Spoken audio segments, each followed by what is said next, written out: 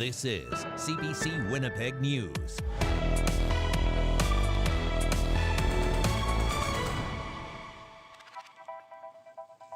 Good evening. Thanks for joining us. A private security guard is facing criminal charges tonight after a violent confrontation with an accused shoplifter. It happened inside a Winnipeg Dollarama, and it was caught on camera in a video you're about to see that contains profanity and violent behavior. Police say it started over $95 worth of stolen goods. But as CBC's Josh Crabb reports, some say the guard took things too far. Straight to me. Who the fuck do you think you are? Who? Caught on camera assaulting a 46-year-old Indigenous man who was later charged with robbery and uttering threats. This 23-year-old Impact Security Group guard is now facing charges himself after the violent confrontation Saturday at the downtown Winnipeg Dollarama. We certainly took it very seriously once it came to light that there was more to this than initially appeared. We took it very seriously. We put our major crimes unit on it, and an arrest was made. Winnipeg police say the guard faces charges of uttering threats, assault with a weapon, and unauthorized possession of brass knuckles. They're a prohibited weapon. Investigators say the guard used them on the accused shoplifter who threatened and assaulted the guard after being stopped from leaving the store. Why do you carry brass knuckles to work? I know some places aren't safe to work, but there's also better ways to go about things. A handful of people protested on Plessis Road Tuesday afternoon outside the office of the security company. Some say they were glad to hear the guard was arrested and hope it leads to bigger changes in the security industry. Maybe now we'll see less of that violence towards Indigenous people. Impact Security Group previously told CBC News the guard in the video has been removed from active duty. The company said further action will be decided on after it investigates and talks with his union. To become a security guard in Manitoba, the rules say you have to take 40 hours of training from an approved provider and pass an exam. Justice Minister Matt Wiebe says his department was already looking at ways to expand training requirements prior to this incident, as more businesses look to private security to crack down on thefts and violence. We know that when they use private security, they want to make sure that they're getting folks who are properly trained, that have an understanding of cultural sensitivity and training that will allow them to de-escalate situations. We wouldn't comment on the specifics of the Dollarama video, but said what he saw was concerning. The guard was released from custody and will have to go to court at a later date. Josh Crabb, CBC News, Winnipeg. A house fire in Lord Roberts has claimed the life of an 81-year-old man. On Saturday night, police responded to a working fire in the 600 block of Nassau Street. Investigators learned a man in his 80s was the lone person living in the house. Because of the intensity of the fire, neither police nor fire crews were able to enter the home. As the house was demolished, room by room, the victim was located. While the investigation is still ongoing, police say at this time the cause is not being treated as suspicious. Winnipeg police arrested a man in connection to a string of taxi cab robberies. Police responded to 3 separate armed robberies involving cab drivers in the downtown area over a 2-week period. Officers say a firearm was used in all 3 incidents, and in one case, the driver's taxi was stolen. No injuries in any of the cases have been reported. A 37-year-old man has been arrested. Well, as trade tensions rise, a Winnipeg company no longer has to finish building some buses in the United States. New Flyer is rolling fully Canadian-built transit buses off the assembly line and onto Canadian roads for the first time in 15 years. CBC's Ian Fraze now on what the company and politicians are calling a Canadian success story. This bus, that bus, and this one too, built in Canada. We called this project True North, and today I'm proud to say True North is no longer a project name, it's an actual operating facility. New Flyer putting the finishing touches on Canadian-made buses at a Winnipeg facility, something the company, which lost hundreds of millions of dollars during the pandemic, hasn't been able to do in 15 years. Former CEO Paul Sobry is an advisor. It reinforces that we set our mind to it, Canada can compete. Manitoba chipped in $23.4 million, the feds a $15 million loan.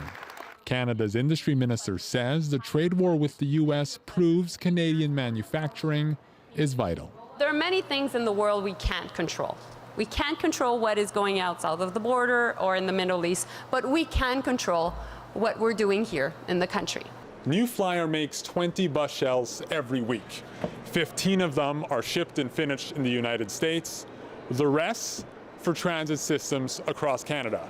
New Flyer's leadership is hoping to source more of the parts for these buses in Canada. The biggest part of our business is U.S. customers, which we have to comply with Buy America. And Buy America requires 70% of the material to be U.S. origin. So now that we're completing in Canada, we're going to start to resource whatever we can do from a Canadian perspective. Winnipeg is one city buying the hybrid electric buses.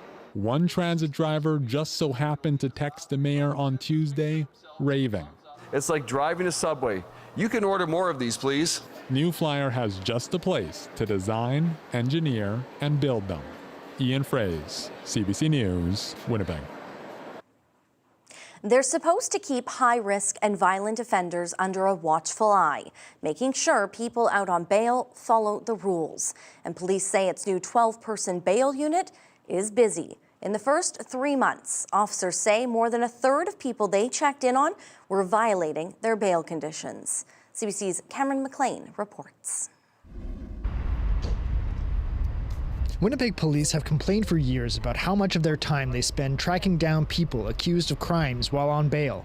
Now a dedicated unit is helping them monitor and arrest repeat offenders. The Bail Conditions Unit launched on December 15th with 12 officers. In a little more than 2 months, they did 922 compliance and warrant checks. Roughly a third of those checks led to arrests or warrants submitted because the person could not be found. The period that I'm referencing includes Christmas and New Year's holiday season, and currently they're doing between 50 to 100 checks per day. So we expect these numbers that I'm reporting to you today to increase in the foreseeable future. Justice Minister Matt Wiebe says the unit is part of the province's broader effort to crack down on repeat offenders who breach bail conditions.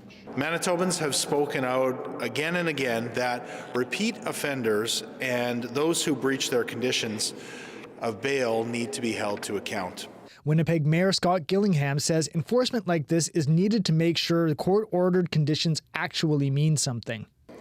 Today sends a strong message.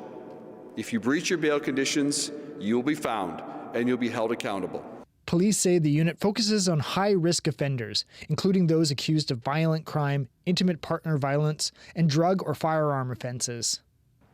The province says it plans to continue funding the unit at $3 million a year. Cameron McLean, CBC News, Winnipeg. Muslims in Brandon are marking the midway point of Ramadan with a community iftar at Brandon University.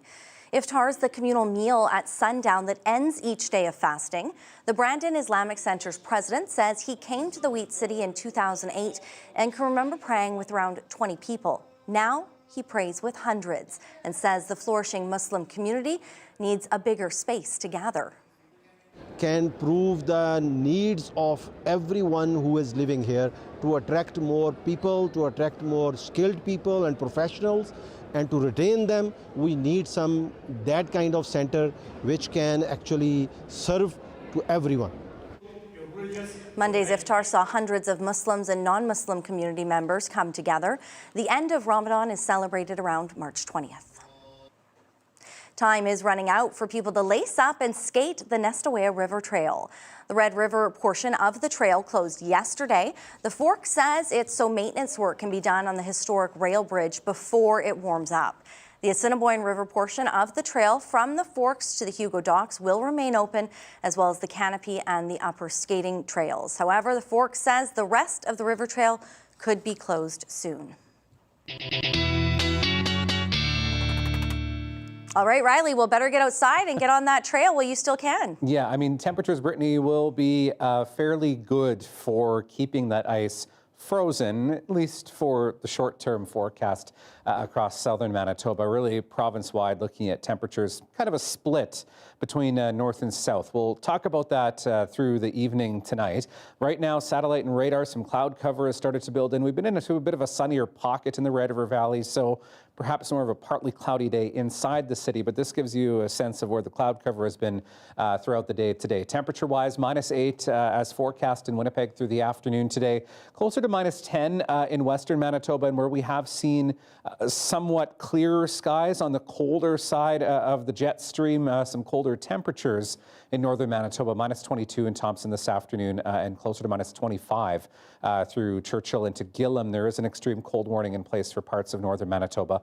Talk about that in a little bit. -12, mainly cloudy skies overnight tonight, Brittany, and we're looking at maybe a few scattered flurries first thing in the morning and back into minus single digits by the afternoon tomorrow. All right. Thank you, Riley. You're welcome.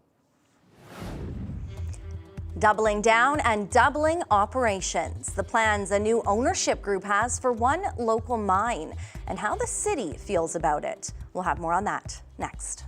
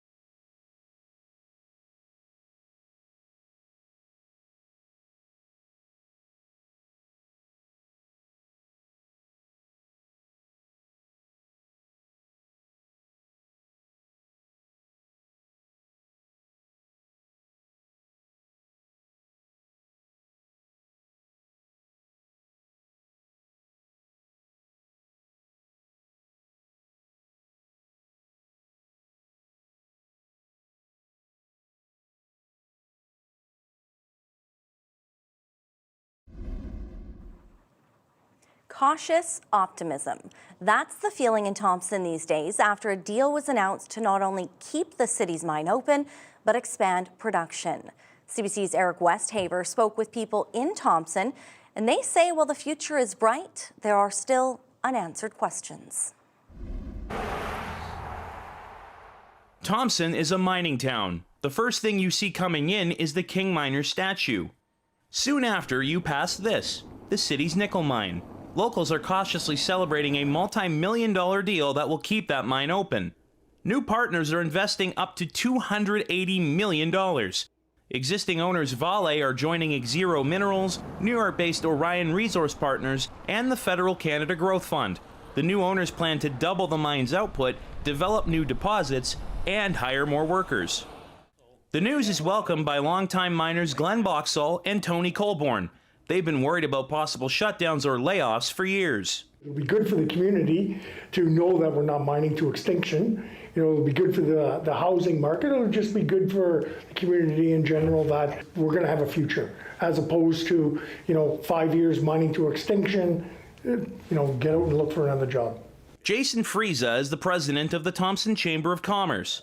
He hopes local business owners will benefit. That is maybe the best news we've had here in the mining sector in a long time. So that's we're looking forward to that going forward. Yeah.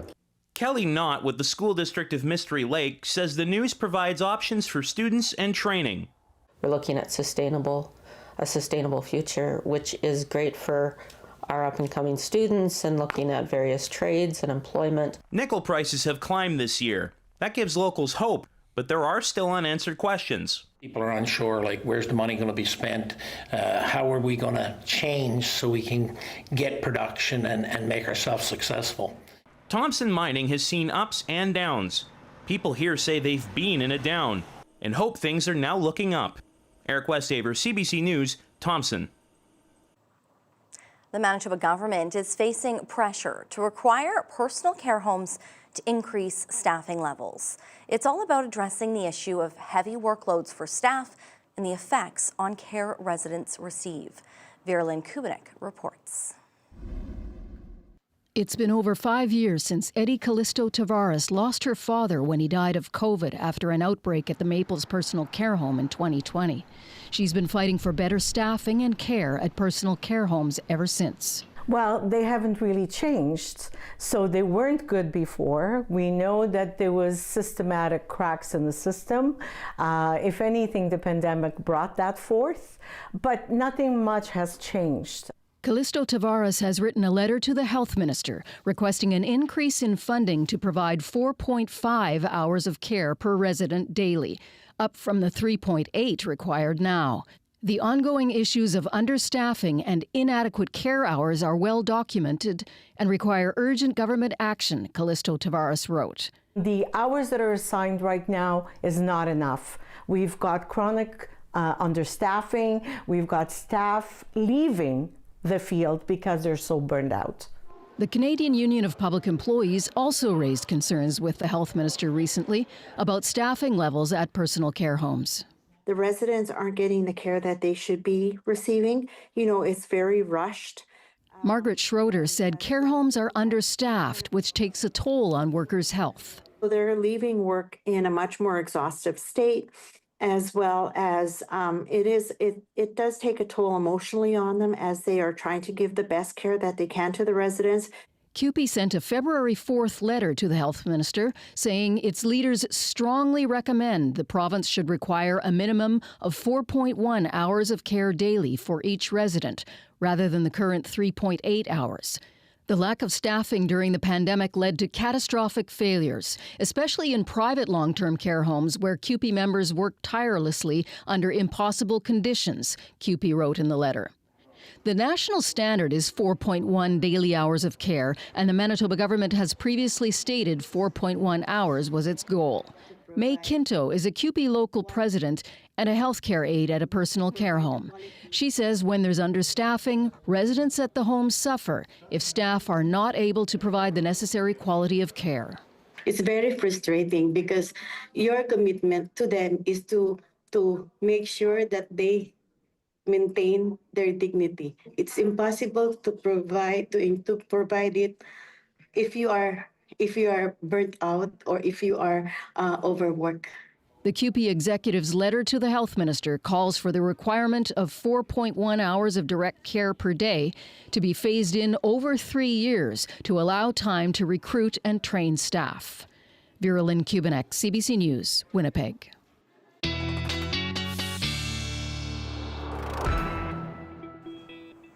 All right, Riley back in now. And Riley, you had that chart a couple days ago where we looked at where we were with second winter, third winter, fall, spring. It's really hard to keep track of with these, overnight cold weather temperatures, but then quite nice in the afternoon. Yeah, especially when we get into some sunshine, Brittany, because we are starting to get into the season where we're perhaps a little bit more direct with with the sunlight. With the heat from the sun, so that will continue to build as we get into the spring months here. So we are on the upward swing now, heading into something more spring-like, but certainly still cold in parts of northern Manitoba.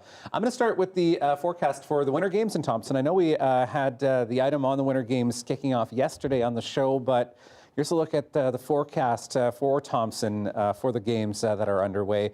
Through the rest of the week, a bit of an up and down, mainly sunny to a partly cloudy sky tomorrow in Thompson, looking at temperatures still below seasonal for this time of the year. I'll talk about the extreme cold warning in a moment. Then we start to kind of climb back upward again, -16 for Thursday, maybe a couple of stray flurries, and then a better chance of snow and back into minus single-digit territory for most of northern Manitoba as we get toward the weekend. So we still have the extreme cold warning in place really for Lynn Lake, Thompson, Gillam into Shamattawa, the Hudson Bay coast. This is where we're looking at wind chill values -45 to -50 once again overnight tonight. That is frostbite on exposed skin in less than 5 minutes. So another very cold night ahead.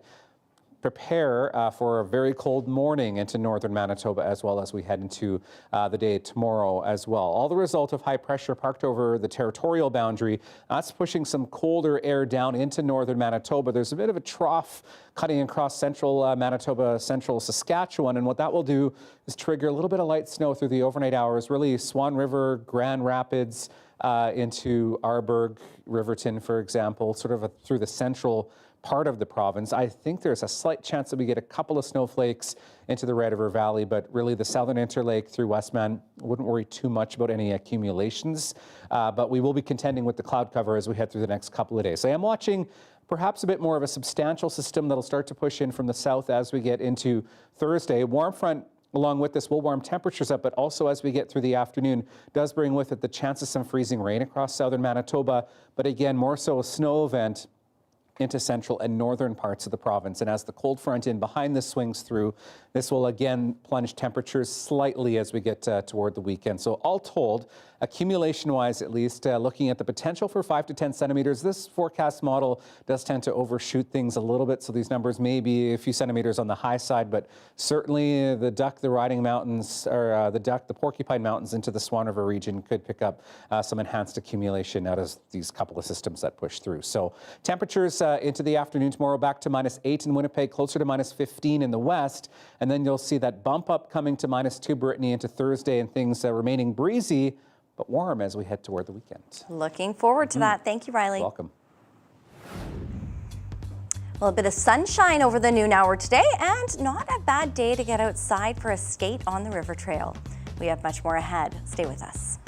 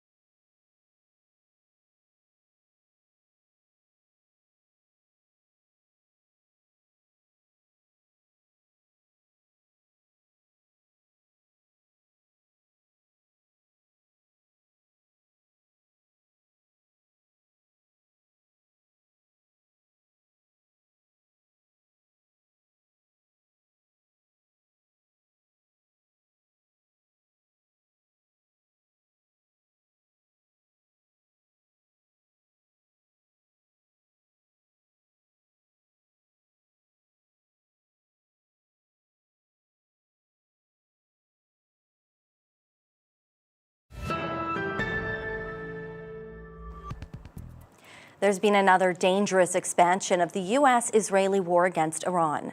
Israel has now launched a ground incursion into Lebanon to seize control of territory controlled by the Iranian proxy group Hezbollah.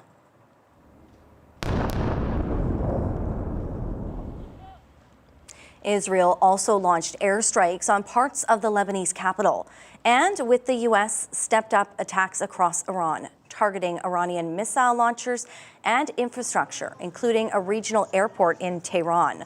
Also hit and destroyed, a complex where Iran's senior clerics chose the country's next leader. The Iranian Red Crescent now says almost 800 people have been killed since Saturday, including 165 students and staff from a girls' school that was hit. Tehran, meanwhile, is continuing its retaliatory strikes across the Mideast, including drone attacks on the U.S. consulate in Dubai and the U.S. embassy in Saudi Arabia, on an oil industry area in the United Arab Emirates, and also on Israel, where one Iranian missile landed, injuring 3 people. Now, as the conflict escalates, bomb shelters have become a necessity for civilians. But not everyone in all the affected countries has access to one. In Tel Aviv, when the air raid sirens blared in the morning, the CBC News team was forced to take cover in one deep inside an underground parking lot. David Common was there. If you look at the sign here, we're not in the safe zone itself, but we're in a safer place than we were before. This wall here, in behind this wall, another 2 walls, 2 concrete walls, and that's what gives us an additional layer of protection in the event that there is an explosion in this building. In fact, the main shelter down these stairs, we'd have to keep going for a while. And so for now, we're just in this place, which offers some degree of protection. Israel has one of the most sophisticated air warning and air defense systems in the world. And so anybody who is here gets an alert on their phone, and that alert signals 10 minutes to something incoming. It goes over a wider geographic area. And so that is the point at which people begin to make preparations. You know, if you're out on the street, where is the nearest shelter? Can I get to an underground garage? Does the building I'm in have something? Are there no buildings? Should I get under a car? Should I get into a low place? Those are the kind of considerations. Then I'll have a more precise idea of where it's going to hit. And with that, air raid sirens then sound. With those sirens, that is the signal to take cover, because within 30 to 90 seconds of those sirens, that is when impact could occur. This is actually an underground parking garage. We are 5 floors below ground right now. Come inside and you'll see how it has been turned into a shelter, often for families. There are kids. There's a dog here. There's food that gets left out by volunteers to help provide for people, fans that are put out. There are washroom facilities, everything temporary because of the moment that they're in. Why are they here? Maybe their home does not have a shelter itself. Maybe they don't want to be going up and down stairs constantly throughout the course of the night. And so, you know, rather than going every single time the air raid siren sounds, they try to get an okay night's sleep by staying down here the entire time. In some ways, the people here are comparatively lucky, because if you look across this war zone, 10 countries now, not everybody has access to a shelter even like this. And so it gives you a sense of some of the many challenges going on during this war. Iran is continuing to attack oil and gas infrastructure in the Persian Gulf and says it's taking aim at one of the world's most critical tanker lanes. Nisha Patel has more on how this escalation is hitting global energy markets. Iran's drones and missiles may have limited range, but now global impact, damaging critical energy infrastructure in the Persian Gulf. Saudi Arabia's largest oil refinery at Ras Tanura shut down. At a massive liquefied natural gas plant in Qatar, production stalled. Iran thinks that is the only strategy that it can put enough pressure on Trump, particularly, to change the course of the action. Now Iran's Revolutionary Guards say they've closed the Strait of Hormuz, threatening to set fire to any ship trying to pass. About a fifth of the world's oil and natural gas goes through this waterway. At least 3 tankers have already been damaged in attacks here. Insurers are withdrawing coverage. Dozens of tankers are stopped on either side of the strait, unwilling to risk passage.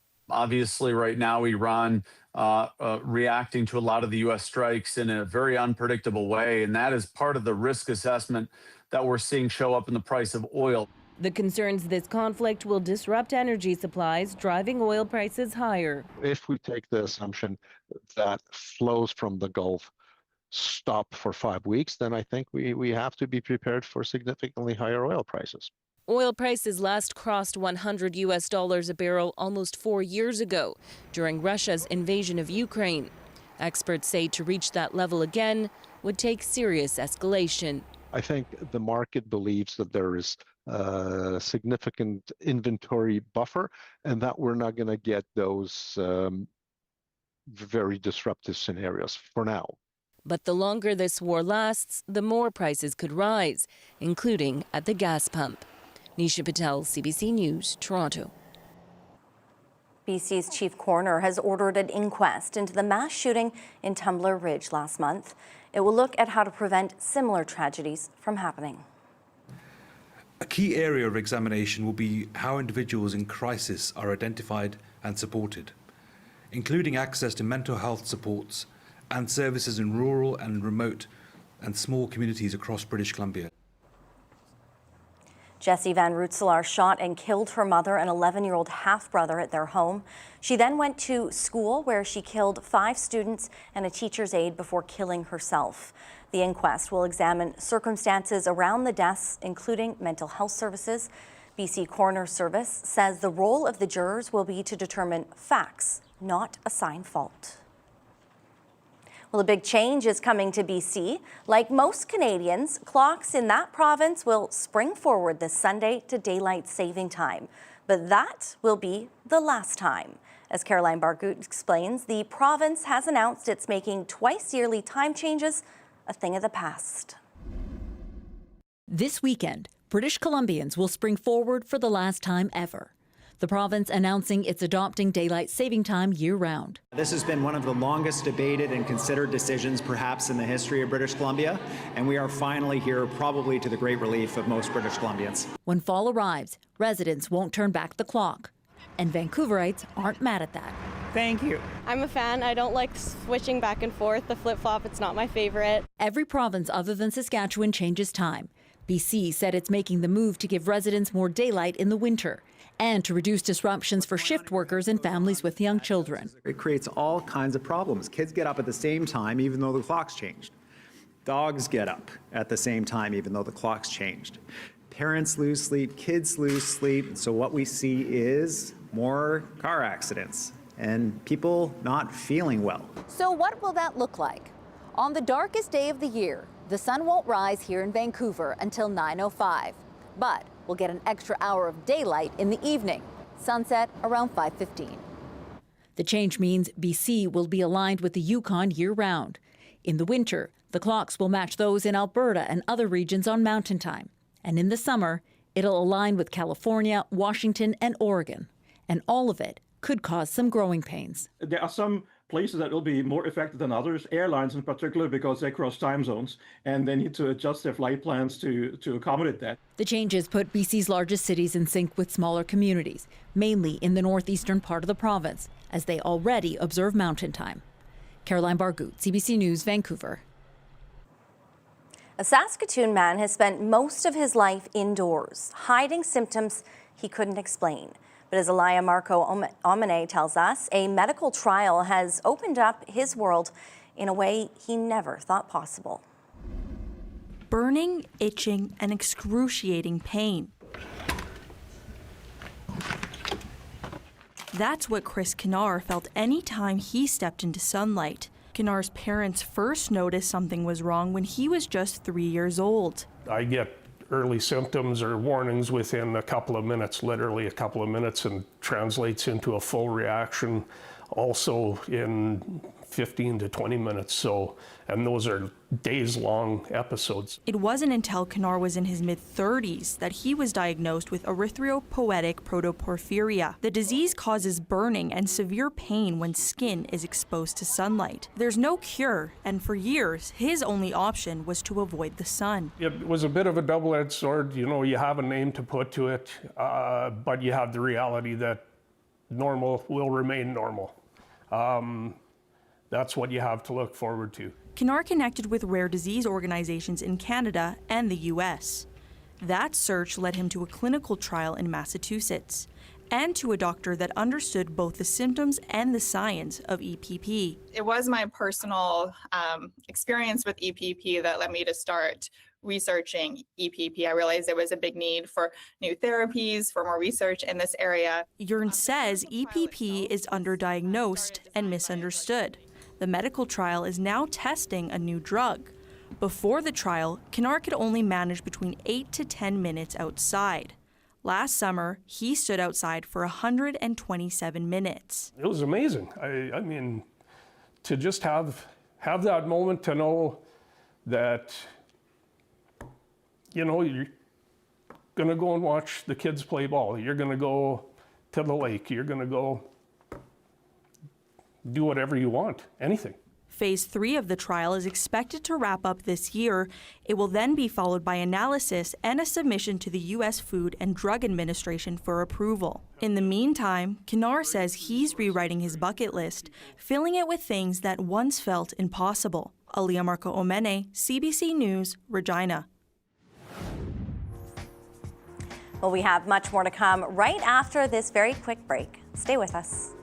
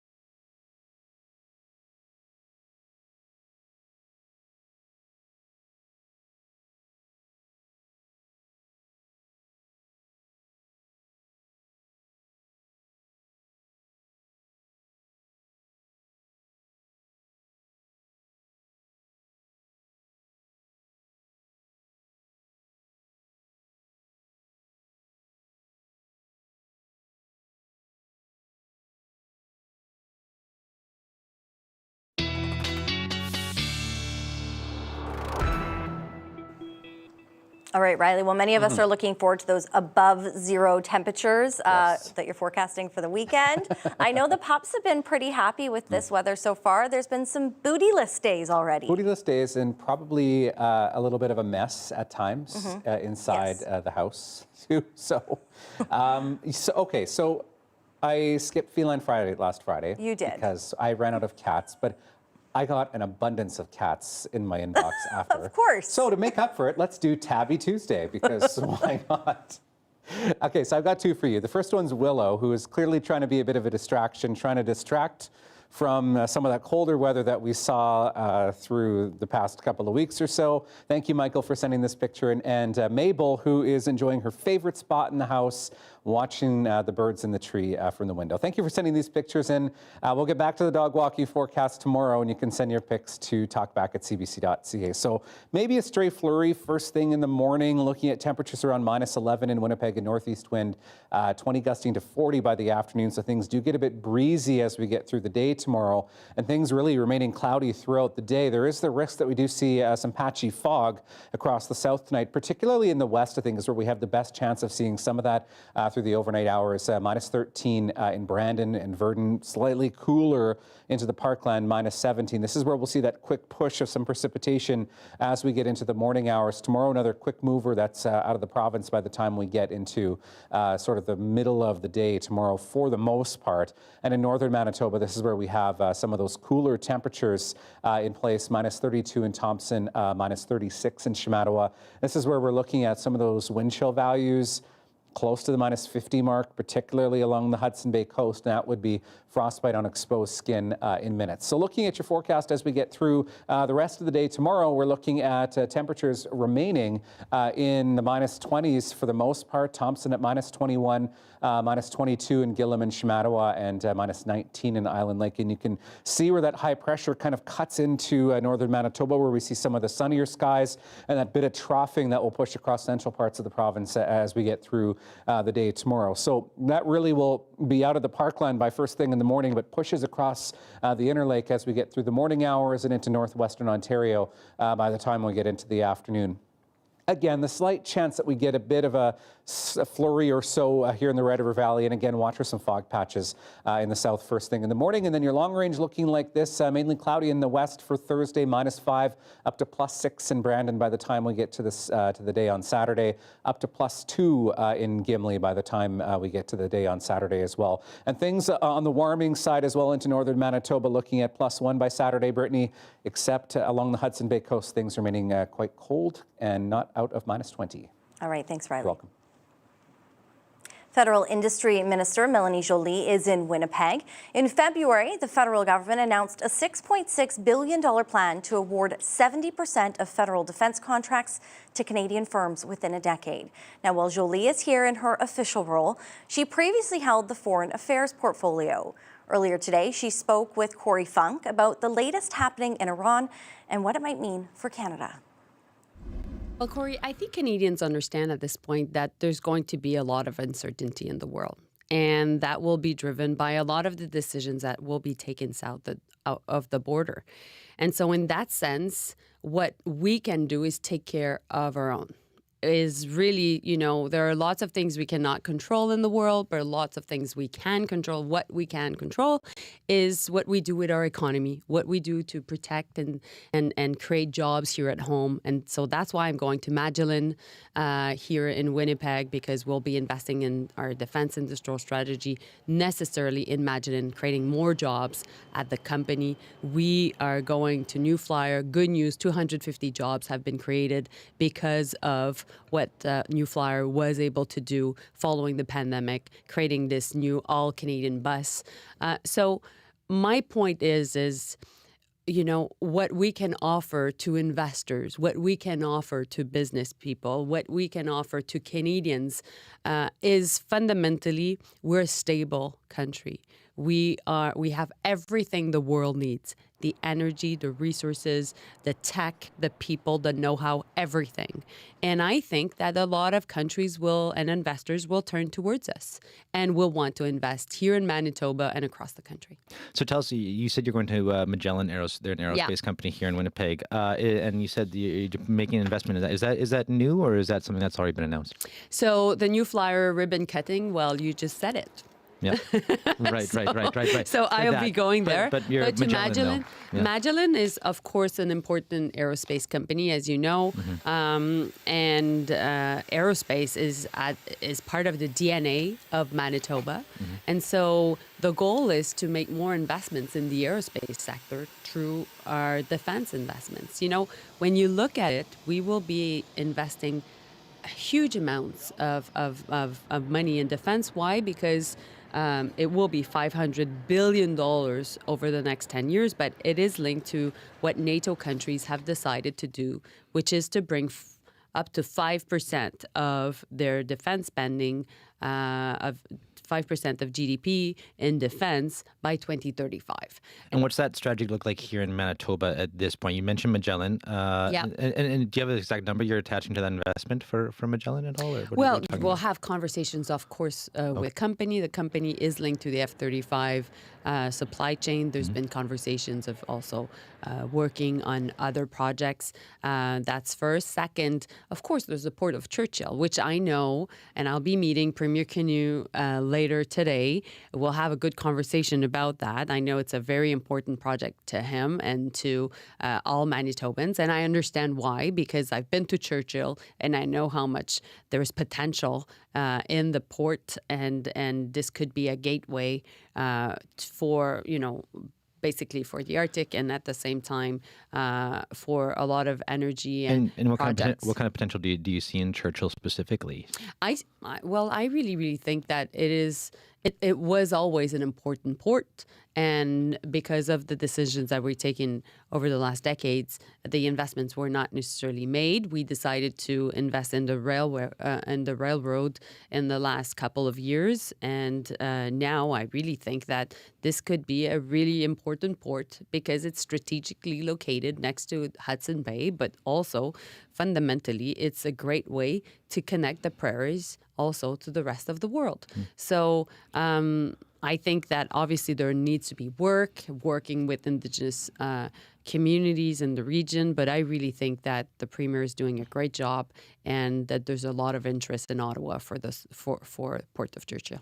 The Premier, I know, has talked about potentially even shipping oil out of there, being in talks under NDA with an energy company who's interested. Is that something you'd be open to supporting?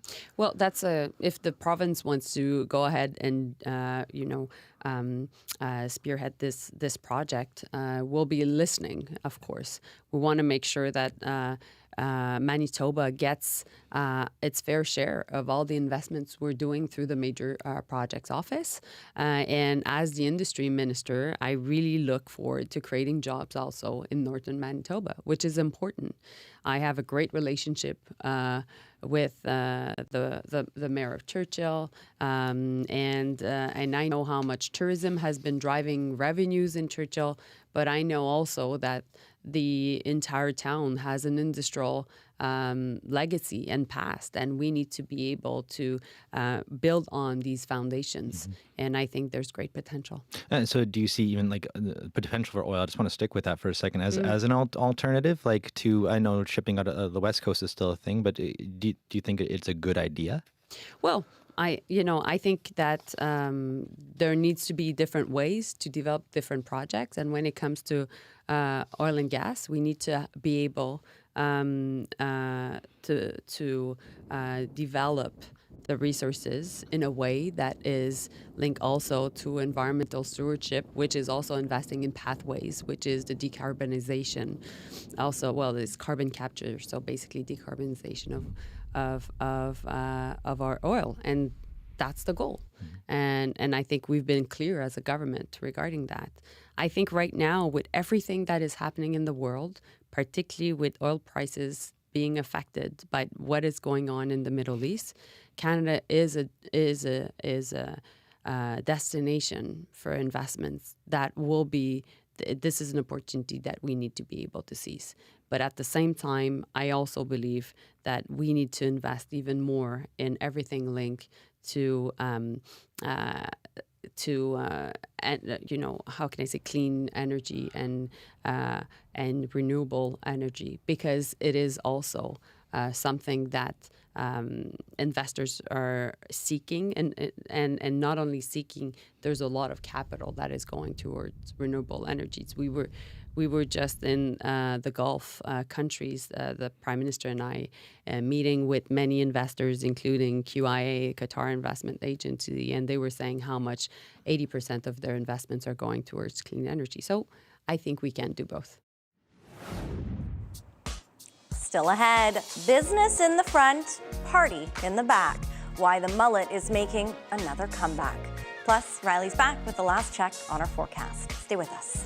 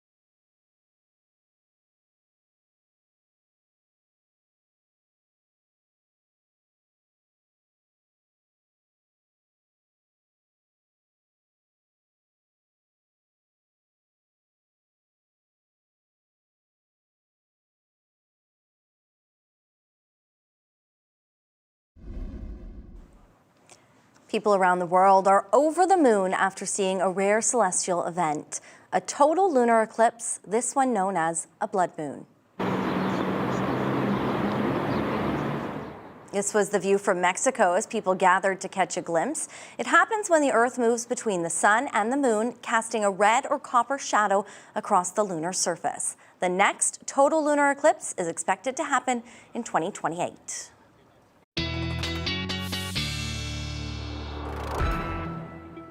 And let's stay on theme with a picture from our province. Beverly taking this picture in Carmen.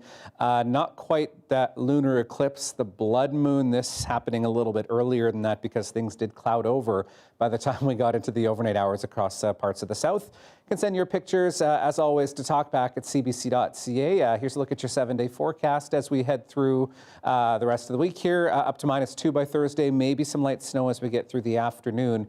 Into Friday, -7, and then look at the weekend there. +3 for Saturday. A bit on the windy side through the weekend, +2 into Sunday, and then I'm watching another system that could bring us some snow and, yeah, some colder temperatures by Tuesday. Well, it was a cut once ridiculed by hairstylists and even those who had them, Brittany. But the mullet is now making a comeback and even on full display at the Olympics. Here's your Daily Lift.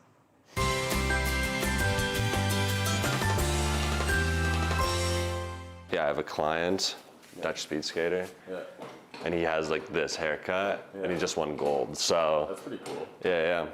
We have an online booking system, so I saw, the name pop up, and you're like, well, I think there's only one Jorrit Bergsma, And he was kind of like, this is a canvas, do what you want with it. And, being here in Calgary, the mullet, the cowboy cut is quite popular. It even worked out better than I had expected, actually. As a 10K speed skater, you also don't want to have too much of hair. So I really wanted to have it short on the side. So I also have a little bit of cooling. Actually, I don't get too warm. It's also showing that, it's good to be yourself and don't listen too much to other people. You know what? I think it might him a little more aerodynamic with the sides. I was just going for that. I'm feeling the wind in his hair as he's going around the loop there. And I love it. Everything old is new again, too. Fortunately, I don't have enough hair for that, so not getting it from me. But we'd love to see yours. Yes. Have a wonderful night. We'll see you back here tomorrow.